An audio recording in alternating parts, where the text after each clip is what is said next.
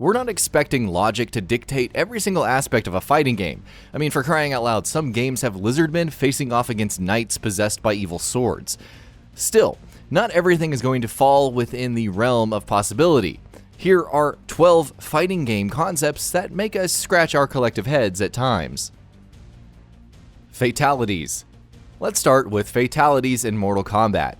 We're not against the inherent concept of finishers or even players outright killing their opponents.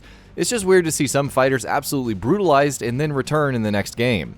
Unless they were killed in storyline, because cutscene deaths are always lethal. Mortal Kombat 11's story mode did address this somewhat by not having every fight end with the opportunity for a fatality, but it's still weird in other games. Fatal blows. Similarly, fatal blows in Mortal Kombat 11. Now don't get us wrong, seeing Kitana throw both her fans into a foe's chest and drop kicking them for that extra oomph, it's awesome.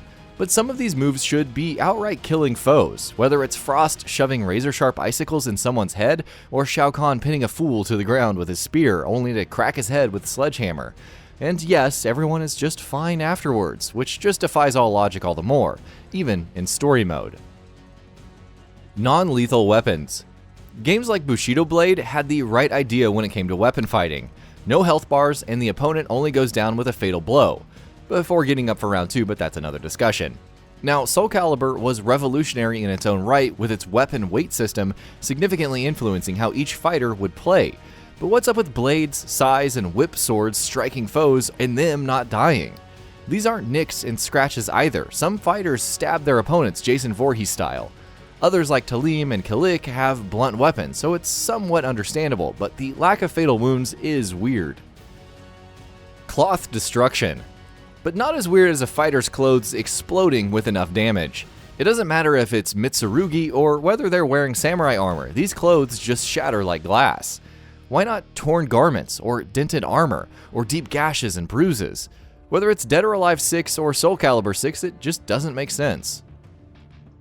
Clear mismatches. Power rankings are all the rage, even if it's well-worn territory for fighting games. For some games like Dragon Ball FighterZ, however, it's strange.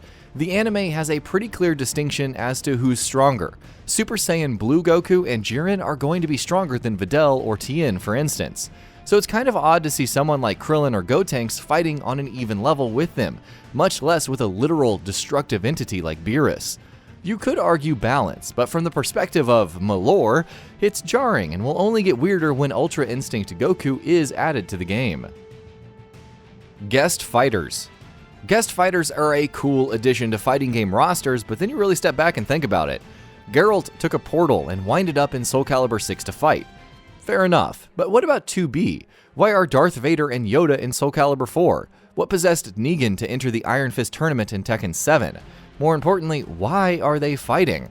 At least with the Joker, you could reason that he loves chaos, so there's that. Super moves. Every combatant has that one ultimate technique, and it's believable that they'd want to wait for the right time to use it. However, they're beholden to the tenets of a fighting game, which means having enough super meter to unleash said move. So it becomes less about unleashing your best technique at the right time and more about managing a meter, which invariably segues into unleashing your best technique at the right time. It makes sense within the systems of a video game, but not quite in an actual fight. Then again, some actual fights can end with a single punch or a kick, so maybe we're being a little picky.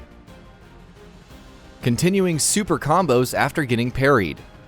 The Daigo parry is the most iconic fighting game moment of all time, easily. The moment itself consisted of Daigo parrying each hit of his opponent's super move, which was essentially a combo, which is impressive in and of itself. But wouldn't it make sense in a real fight to just cancel the move, or transition into something else once you've seen the first few hits getting blocked or parried? If you know your combo is being telegraphed, why follow through with it all the way? And for that matter, why does parrying something usually mean negating all manner of damage? Ring outs. It's expected that among the forts, strongholds, and castles of a game like For Honor, there are going to be some elevated spots to be thrown off.